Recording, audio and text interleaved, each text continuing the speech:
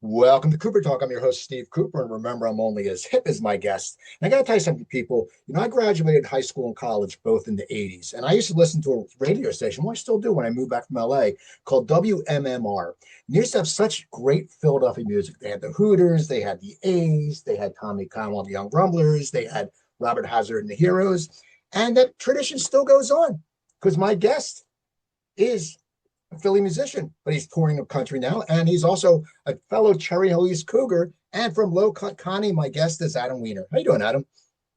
Doing good. Happy to be here with you, my pal. Good. I got to tell you, I listened to the album Living in USA. I love it. I love it. And also, I love that your video has an Ortlieb sign in it, which people, if you don't know, I don't even know, where did you get an Ortlieb sign for a video? Because people, Ortlieb's is a legendary beer in Philadelphia. They make no more. Well, there's a club in Fishtown, Brewerytown area that is now called Ortlieb's after the beer, and they've maintained some of the Ortlieb stuff there. And so that good eye, that is an old Ortlieb's beer sign, and a lot of people have commented on it. It's pretty cool. So let's talk about the album. It's getting great reviews. It's funny, you go to your website and it pops up that it's in such demand that you have to wait 5 to 7 days to get it shipped, which has to be that must be great as an artist because in this day and age when people don't go crazy over albums anymore, this must make you feel great. It's pretty cool, and this is my ninth, I believe, studio album. And the response over the last week has been incredible. It's been our biggest album launch I've ever had. And we run our own little independent record label uh, based here in Philly, South Jersey area. And we do all the merch and record fulfillment ourselves. And we've just never had this many orders. So we are definitely running behind. So what do you think? Why are people going crazy over it? Is it because it's a protest album because there's a lot going on in the world? I saw your Facebook post the other day, which was great when you said just get out there. If you're a leader, go lead. If you're an activist, go act, do everything. So what do you think is making it resonate so much with the people that there's this overwhelming response? I think people are starved for real music played by real people that has heart and soul that makes them feel something. It's a rare thing these days. Um, so much music that's out there is so digital. Obviously, we have this issue with AI not only creeping in, with AI artists, but a lot of artists are using AI and all kinds of digital manipulation in the studio for their music. And my music is so old school, Steve. I'm using tape. I'm recording a group of people in a room live, the way the Rolling Stones did it in 1972. And the songs are very direct. You can dance to them, you can tap your foot to them. They've got a message. I think it's just refreshingly old school and refreshingly soulful rock and roll, which is so, so, so out of fashion for 2026, but a lot of people are responding to it. Well, it's funny, you said Rolling Stones. Get Down actually gives me that early Rolling Stones vibe. The song Get Down, it just has that fun vibe. Now, who were some of your influences? Because I also hear, my favorite song is Human Condition. I hear Early Bad Company. That's just me. I hear the beginning. So I want to know who are some of your influences? Who did you grow up listening to and who has Yeah. resonated with you as an artist? I like the Bad Company reference. They're a great band, and the band Free before them, which is also Paul Rogers, really cool band. Listen, there's so many different artists that have influenced me, songwriting, production, vocally. But for this record, I was really thinking about the Rolling Stones, Creedence Clearwater Revival, The Replacements, Sly and the Family Stone, some of my favorite bands, and the way that they could dial in their sound, which was a very American rock and roll sound, or roots, blues, boogie based rock and roll sound. Um, and you know, also put a message across. Because you think about Creedence Clearwater Revival, those songs are so catchy.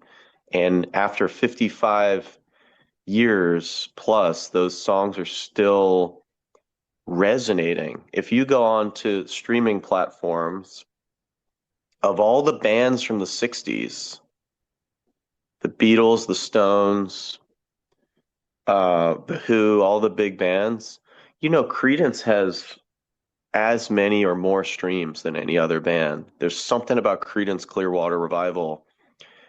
They have multiple songs with billions of streams. And I think there's just songs of theirs that are just really continuing to strike a nerve. When you hear Fortunate Son, it feels like it was written today, I feel like. And so that's what I'm trying to do as I'm trying to make modern classics, if that makes sense. It gives you that beach sound because that used to be the day. You go back and you come off the beach and there'd be a band, and it'd be a cover band or it'd be an original band. They'd be doing both, and that's missed now. It's like I used to sit there. Every place had music. Every place used to have it. Now, in South Jersey, you're like, there's no music anymore, and it's amazing. And Uh, it's funny because the musicians are out there because Philadelphia has always been such a breeding ground for great musicians.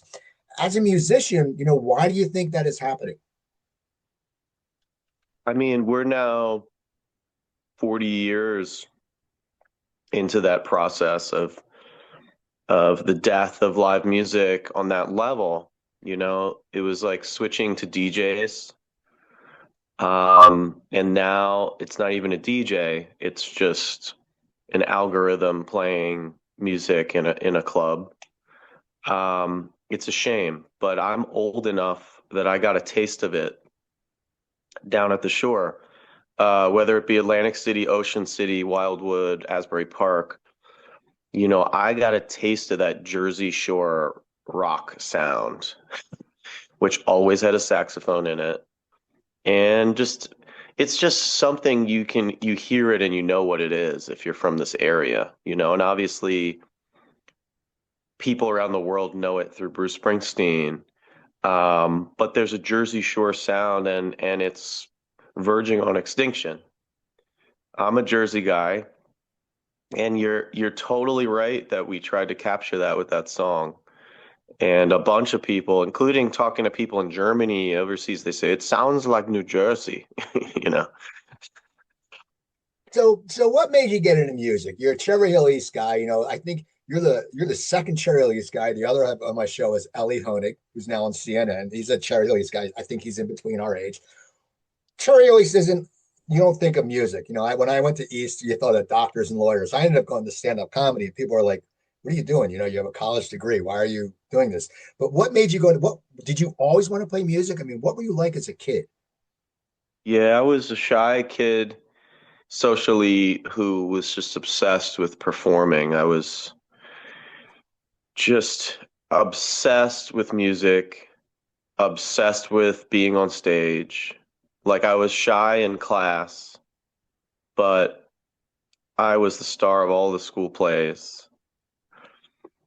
And I, in high school, I started bands and we did Battle of the Bands. And I did poetry club, I did photography club, drama. I was in the choir. I was not, as much as I like sports, I was not born to play sports. I was born to be surrounded by art. And I remember being in the Battle of Bands in high school. And again, I was very shy and mild-mannered every day. But I got on stage and I was the lead singer of this group. And in the middle of a song, I yelled to the crowd, if you scream loud enough, I'll take my shirt off. And they did, and I did. And the next day, I remember all these people coming up to me, girls, talking to me and being like, they were just amazed. Who is that guy? And I was like, this is for me. Like this is where I need to be. Um, and I'm a student of the game. Like when I hear David Bowie or Prince or Stevie Wonder, the true greats, I am like, I want to learn how they did it. What made them great? Why is this album different than that album? How did they challenge themselves? And I set the bar like that's the bar. I'll never reach that bar, but that's the bar I'm reaching towards, you know? And I notice that a lot of people around me set the bar lower, which is fine. But for me, I've always really, really been reaching to a high bar. Like I want to do the best music, put on the best show that I can put on, and I want this album to be better than the one before it, and I want this tour to be better than the one before it. And so I think being a student of the game and always learning has been part of the spice of doing this as a performer. Just truly, truly devoted to trying to get better at the craft. Now, how do you get better at the craft in performing? I mean, I know for me, when I first started doing comedy, I was nervous, you know, was the thing. I still get nervous. I don't go on stage much anymore, but it was years. Like I would go out in LA and people go, "Oh wow, you must have worked this." Yeah, I was on the road for 8 years. I don't really do it much, but it comes back to you. So I was flexing that muscle. How do you flex the muscle? Because you do put on a great show. And you can't perform every night. You have a tour coming up, which I want to talk about because you're playing at the Troubadour. You're playing at the Casbah, which I used to go to when I lived in San Diego, down in Kettner. But how do you flex that muscle? How do you get stronger? Because you, even in a rehearsal, if you're rehearsing your live show, you still aren't encapsulating the audience. I know you go crazy on stage and you give all your energy. So how do you get better as a frontman if when you really can't practice like in comedy, you can go out every night and get on stage. For a musician, you can't go out and get on stage with the band every night. Well, it is like stand-up comedy. Um, you need to get your 10,000 hours. And my recommendation to young artists, young performers, and I would say this to stand-up comedians as well as musicians, whether you like it or not, you need to get in front of hostile audiences. If you're a stand-up comedian, the true greats of stand-up comedy, they didn't come right out of the gate killing every night. They had to learn how to kill an audience. They had to bomb dozens of times before they hit once. If you read, Steve Martin has an amazing book called Born Standing Up. That's all about his stand-up career before his film career. And it's unbelievable how much he bombed. It's unbelievable how badly he was doing with stand-up comedy, but he was obsessed. He was obsessed. I've got to learn how to win. And being a performer in a band, it's the same thing. You need to perform for people who are not your fans. You need to get up in front of all kinds of different people from different demographics, different walks of life, and different levels of hostility towards you. And that is actually how you will learn to command a stage and develop what I call stage IQ.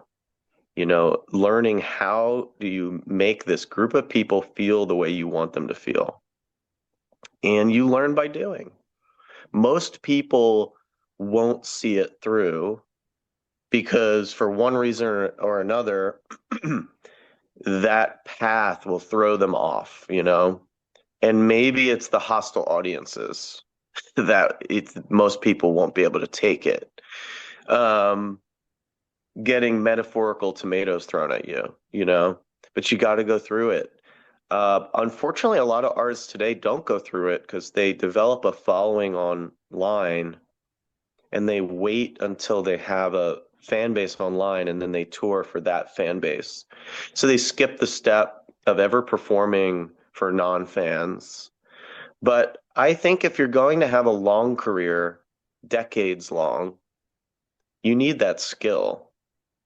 You need that skill of performing in front of unsympathetic audiences. It is. No, give me a story of an unexpected audience that has stuck out with you because we all have a story. I remember I was the feature act at Garbage in DC, and Dave Chappelle was the opener. He's 16. Feature act. It's a cakewalk, 30 minutes in the middle. Man, he blew me off the stage so bad at 16. And I walked out of the bar, the club, with like my tail between my legs. And I was so nervous to come back the next night because I'm like, I ate shit so bad. And I had a great set. So I got a little cocky then on the late show and I just died. And it was hard that drive home. You feel awful, but give me one of your hell gigs that just really got in your head for a little bit because it does affect us because we know this stuff works but for some reason we don't click that night. Oh, there's there's so many, and I hope to write a book at some point. Um, Kind of like the rock and roll version of Steve Martin's book, because I feel as much as my success part of my career is interesting, it's a really interesting story, especially because I've done it DIY, totally do it yourself. It continues to be an interesting story. The part of my story for years and years where I was doing poorly, I think is more interesting. And I had quite a few years of misadventures. But when I was in my middle 20s, um, we used to book shows through MySpace, and there was a rockabilly event happening in Cincinnati. Well, really, the town across from Cincinnati, which is Kentucky, um, Newport, Kentucky. I was invited to play this rockabilly thing, and I drove all the way from Philadelphia to Cincinnati. And that at that point in my life, Steve, if somebody offered me a gig in Alaska for $50, I would have found a way to go to Alaska. I mean, I was obsessed. And I got up at this thing, everybody dressed like, greasers and bobby socks kind of thing, which I wasn't really. I was sort of, but not really on the money. And I sat down at the piano and I started to do my music, which was not rockabilly. And by the end of the first song, there was a guy yelling, and I couldn't hear what he was yelling. And I start the next song and I hear him go, "Hey, asshole, get the fuck off the stage." And I didn't know how to handle it. I was like, I just ignored it. So I do another song. "Hey, asshole, I say get the fuck off the stage. You hear me?" And everybody is like so awkward. And I didn't know how to deal with it. I had no, I didn't have that crowd work thing yet. Uh, Third song, "Asshole, shut the fuck up." And I just said, well, that's definitive. Like, tell me how you really feel. It was a total bomb.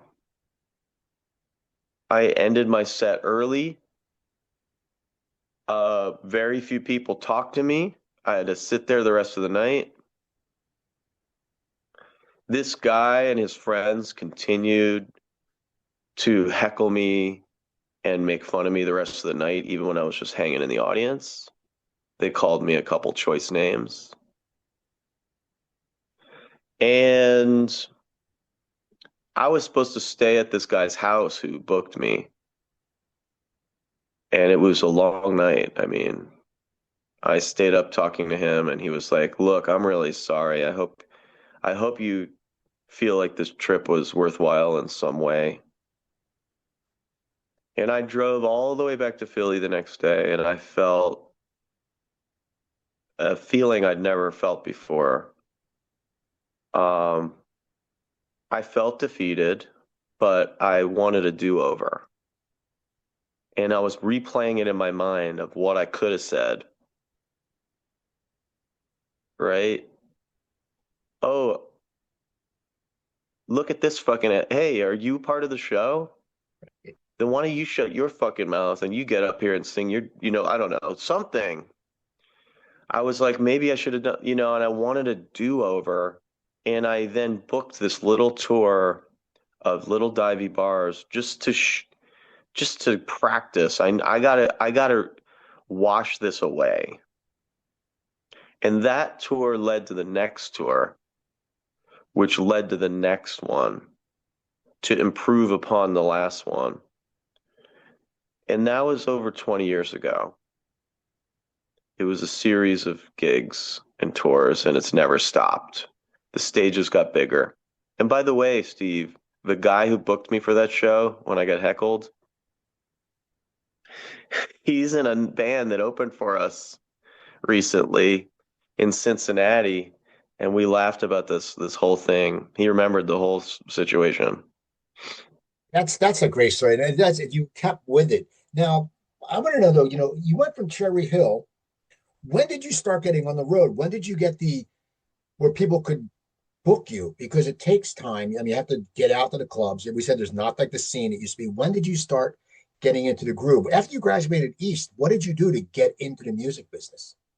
2000, well, 2000, early 2000s through 2006-ish. I was living in New York City mostly and playing piano in bars and that kind of thing in New York and little bit Philly. But 2006 to 2010 is when I start touring.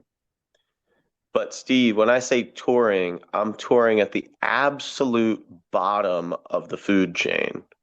Meaning, if I played a gig in Omaha, Nebraska, I was going to play at the only bottom of the barrel place that would have me open for somebody else, Uh, anybody, a potluck dinner, if they said you can come and play and just have dinner, an old age home, gay bars, colleges. I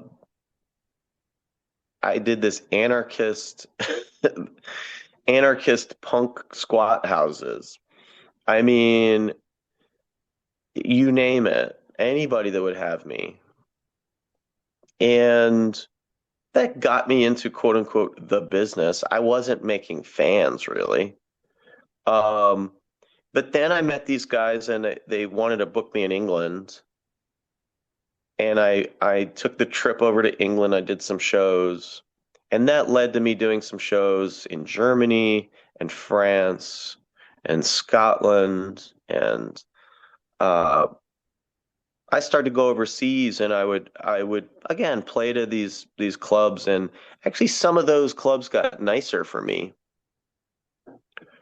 But in 2010, I realized that although I'd had a lot of adventures, that my career wasn't really going anywhere.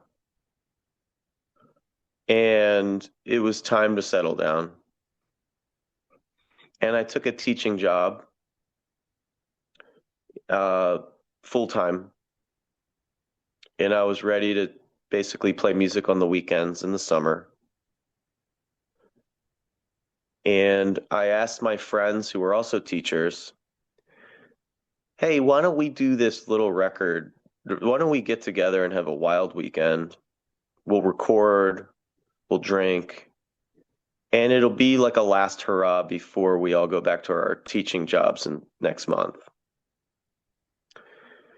And that little fuck around weekend became the first Low Cut Connie album.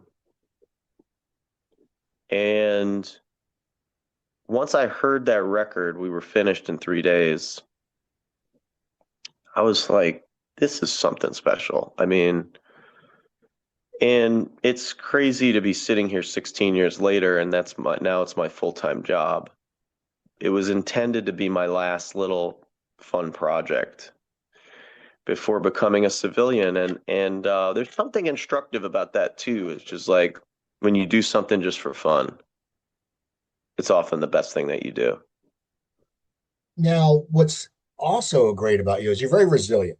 I want to talk about the pandemic because the funny thing is during the pandemic, you had the your what was it, Tough cookies. cookies. And it's funny because during the pandemic, I talked to a lot of musicians who a lot of them were glad they weren't going on the road. They were getting used to being time with their family, but then they started recording at home.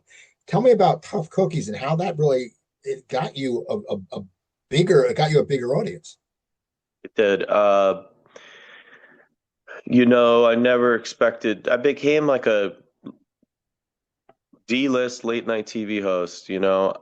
I I was sitting there the first week of quarantine, and my publicist and my manager at the time, they said, "You're so funny, you're so entertaining. Why don't you just go live on your cell phone and keep your fans entertained? Do something." I'd never done anything like that. So we went live on a cell phone in my spare bedroom, and we had 4 or 5 thousand people watching, which was shocking to me. So I said, I'll do it again in 2 days. And there's no plan.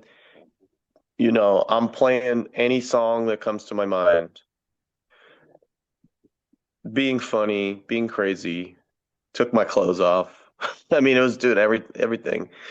In the second show, we had 40,000 people. Uh, but more important was who was watching, because people start sending us messages and photos of them watching my show. And there were a lot of nurses who were watching Tough Cookies in the hospital. And this is hazmat suit COVID time. And they were showing this broadcast to the staff in the hospital and some of these ICU patients at the worst part of quarantine. We all thought this quarantine was going to last a couple weeks. We didn't think it was going to be a year or more. And when I saw these nurses and frontline workers watching the show, I said on air, I will do this until this is over. If it's meaningful to you guys, if it makes you feel good, I will do this. And we did 101 episodes.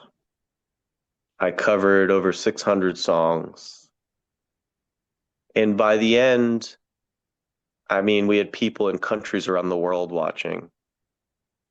I had interviewed Rock and Roll Hall of Fame guests. I had been named Pandemic Person of the Year by the New Yorker. It was life-changing. I made a lot of new fans, but more importantly, I sort of I showed people a different side of what I could do. Because like you, I come from a comedy, like I never did stand-up comedy, but I come from a funny Jewish, no filter New Jersey family, and I have that side, and it was fun to get to act and be funny and be a host. And it was an artistic challenge, and it gave me a project to do, and it gave a lot of my fans a lifeline of something to keep them going throughout a very difficult time. What fascinates me about your fans also is Obama. Obama's a fan. I mean, tell me, how did it happen? I mean, I sit there. It's so funny. Me and my wife were just talking about, how cool Obama is. I mean, I've been around for a lot of presidents. He's just a cool guy. Like he's like you want to sit around and have a drink with him because he's just cool. We were watching that Larry David show that he shows up on the first episode and he produces it. How did that come about? And as an artist, to have a president, okay, and a great president, what is that like for an artist? I'll never know how he heard of Low Cut Connie, but I met him because after he put me on his playlist in 2015, then I got invited to the White House. It's an interesting story about how that happened, but I found myself at the White House Tell in the me, tell me the spring. story. Tell me because that I love these kind of stories. Oh, geez. Well, I saw a picture of Obama's hand. He was writing his playlist, his songs on a piece of paper on the Oval Office desk. And you could see under his hand low cut. You saw O cut Connie, you know? And more than anything, that was like an obsessive thing. I was like, wow, he took the time and he actually is writing the band name out. And I looked at who took the picture, and it was taken by Pete Souza, who was his photographer. And uh, by hook or by crook, I got a message to Pete thanking him. And I asked him if there was any way he could recommend that I could get a thank you letter to the president, because this was life changing for me. And he told me how to do it. And I ended up writing on a stationery thank you letter to President Obama. And it got to President Obama. And I invited Pete to photograph the band in DC. He did. And he said, I'd love to get you guys together for a picture. Let's make it happen. And so we made it happen. It took a bunch of months, but I got invited to lunch with Pete in the West Wing, and then he said, my boss is ready to meet you. And we went upstairs and we waited, and he came out from his lunch. Adam, good to see you. When's your new album coming out? Oh, it's coming out next year. All right, you got to let me know. I like what you're doing. I like your style. Keep it up. So we get a picture, picture, couple kind words. And I was like, did that really happen? Because Steve, I was still teaching. Like I still had my day job for up until 2015. And after that, I was like, I can do anything. I can It's do anything. it's so funny that once again, as you said, you had fun that last weekend. Now, also other fans, and you mentioned earlier how you put yourself to a level of Prince, Bowie, well, Elton John, who we've seen go through metamorphoses through when I was Saturday Night All Right for Fighting to now. I mean, this thing, and Springsteen are both fans. They listen to your music. How does that make you feel? And have you met either of them? Because I know Elton John Both. called you out on stage, like he mentioned you on stage. Or tell me about how do you know how that happened, or have you met them? I've met both of them. I met Elton first. Elton John interviewed me on his radio show. He's a radio show called Rocket Hour. And he started playing me on his show, and then they asked to do an interview. I couldn't believe it was happening. And we talked on the phone, and you can hear the conversation on YouTube, actually. And, he said he wanted to meet. And there was another crazy story about how I got backstage to meet him in Philly, and he couldn't have been nicer to me. We hung out for like 15 minutes. I met Bernie Taupin, his lyricist. I met the whole band. He said, you remind me of me young, and I got to thank him for teaching me everything I knew about the piano. And he said, you're doing it. Make some noise out there, kid. Do it. And then he went on stage, and during the show, he dedicated a song to Low Cut Connie, told everybody to check out the band and buy my records. That's all on YouTube, which is stunning. I grew up with Elton John's music, and he's always been a hero of mine. As a performer, as a piano player, a vocalist, songwriter. And Bruce, I've met a few times. He's been really good to me. How did he hear about the band? It's going back 9 years, 8 years, so I don't know. But I went to see his Broadway show, and the security came out and said, "You're Adam." He said, yes. They said he'd like to meet you after the show. And it was like, I felt like the Pope was calling, you know? Um, he couldn't have been nicer. I hear you guys are doing great. I got to come see the show. You're from Philly, right?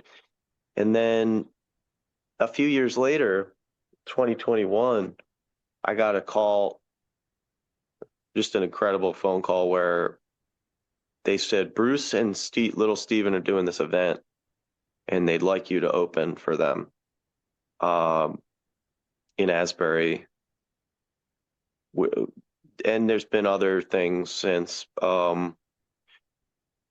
I grew up in New Jersey in the 80s, so do the math. He was my guy, you know? So it's been pretty cool. So the new album, you say, is a protest album. Explain that, because protest is always, we talk about Creedence Clearwater protest. How would you explain a protest album? Because people sometimes hear protest. It's so funny how language has changed. Protest used to be positive in my eyes. You're protesting something, but it can also be negative. But for you, how do you explain it to someone who might scare someone off going, oh, Low Cut Connie, it's a protest album? How do you explain a protest album to somebody? Well, you know, if you listen to Sly and the Family Stone or Creedence Clearwater Revival or Jimi Hendrix or Aretha Franklin Respect or even to some degree Born in the USA, um, these are protest records. You know, they're records that are social commentary put to incredible catchy music. You know, Sly and the Family Stone, Everyday People, uh, even Sly and the Family Stone, um, Dance to the Music.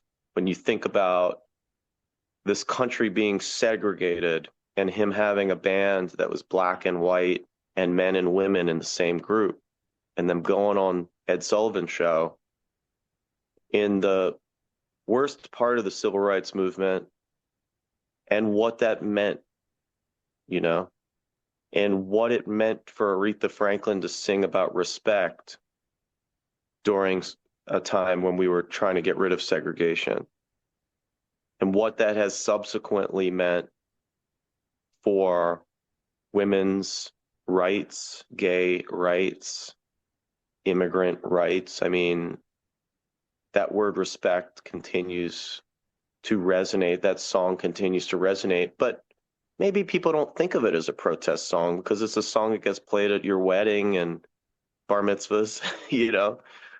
Um, but songs can change the world. They can help us to see our society through a different lens. Bob Marley did that. He could change. He changed the world. Really, his music kind of continues to change the world and be a beacon for the underclasses in every country in the world. Really, in every language. Get up, stand up. You know. Um, And so when people hear the phrase protest music, I think they might think that it'd be something boring, kind of intellectual and dour, um, like We Shall Overcome or something. But Born in the USA is a protest record. You could play it at your barbecue or your pool party, but it is a protest record. It's reflecting society back to us and commenting on it. And Now, that's did what you my record's trying to do. did you start deciding to do a protest record after what happened with the Kennedy Center? Which, that is one thing that really shows an artist's backbone. Because so many people, I mean, I always joke around. I have friends who are comedy writers, and they're very anti-Republican or anti-Democrat. But I know if someone came up and said, "Hey, you want to write jokes for this politician?" They'd be like, "Oh, fuck yeah, where do I sign up?" It's just that idea. Like, oh, so what made you decide to do that? And did you think it would cause some damage to your career, or would it help your career, or you figured your fans wouldn't care, and if they were fans and they did care, fuck them? All of the above. I thought that I would lose some people. I thought that some of my fans would be happy that I did that. I thought I pissed some people off. That wasn't the point. I just really didn't want to play there anymore. Um, we were supposed to do this performance at the Kennedy Center that was part of this social impact series that kind of like what I was talking about with Sly and the Family Stone is it was music that promotes positive social change. Think about that phrase, positive social change. And of course, in the description, it talked about elevating voices of diversity. My band is black and white. It's men and women. It's gay and straight. My fan base is all the above. And the Kennedy Center at the beginning of last year, the gay men's choir got canceled, and any mention of the word diversity was scrubbed. And I saw where it was going. I didn't want to be part of it. I didn't want to be associated with that. And what would that say to my band members? What would that say to my fans? I go out and I perform all over this country, red state, blue state. I do free concerts in the park. I have people from all walks of life that follow me, and they like that the fan base is so diverse. Music does that. It brings people together in interesting ways. I have fans who are Republican, very conservative, who have spoken to me and said to me, I don't agree with your politics, but I have a gay child, and I appreciate that you have been outspoken on their behalf. And I like that conversation. We have that open conversation. Um, I never thought I'd be an activist. I started this band for fun. But my audience and the people I meet on the road, so many people are suffering. People have less money than they used to. I have parents who talk to me that they're worried about their kids' future. How are they going to live? They're going to do poorer than we did. They're worried about tech and how it's influencing their kids. They're worried about guns. I hear it everywhere I go because I do free concerts with very little security all over this country. And it's a constant worry about the ability for anybody to walk in with a gun to these events. People say, I don't want to send my kid to school because I'm afraid what's going to happen at school. I talk to people who have lived in this country for 50 years. Well, I just did a show in Minneapolis, and these people came with their immigration papers in their pocket. And they said, we're afraid to leave the house. We've been here 50 years. Is so many things that have come to my doorstep. Close member of my family that went through a green card process. It's just, I see through a different lens now, and I see how people's lives are affected by politics. And whether I want to just sing songs and be funny and crazy or not, that's what's on the minds of my audience. That's what they're thinking about when they come to see me. So I need to write songs that talk about that, because otherwise I'm not speaking to my audience. And that's what I always want to do. That's what Prince did. That's what Bob Dylan did. That's what David Bowie did. Like, heroes of mine, they write songs or people say, you're speaking for me. Right. And so that it has led me to this point where I've been thrust into this moment. Kind of like Jimmy Kimmel. I'm on Jimmy Kimmel's show next month, and I don't think he chose to be an activist. He was a comedian, but the moment found him and he's rising to it, and I'm trying to do the same thing.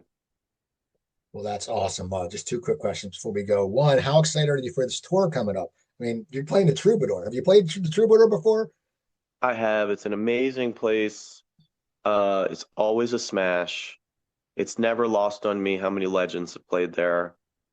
And I see a picture. The dressing room is tiny, but you see a picture of Bob Marley laying on that couch or Elton John hanging out in that room. Um, Guns N' Roses, you know. So it's pretty cool. We're doing the West Coast starting this weekend, Seattle all the way down to San Diego. And then this fall, we do we basically tattoo the Northeast, the Midwest, and the South, everything from Texas to Boston. And I just can't wait to do these shows. It's a powerful show, it's a funny show, it's a crazy show. And I hope that people watching this or hearing this will join us, give us a shot, come see one show. I promise you, you will be hooked. One last question. Looking back at your career, and you've given me so much. I mean, you're very inspirational. You've really stuck it out, and you're. It's so funny that so many successful artists have been at the point where you were like, oh, let's just do this for fun. Like I've talked to actors who were walking out and had a chance reaction.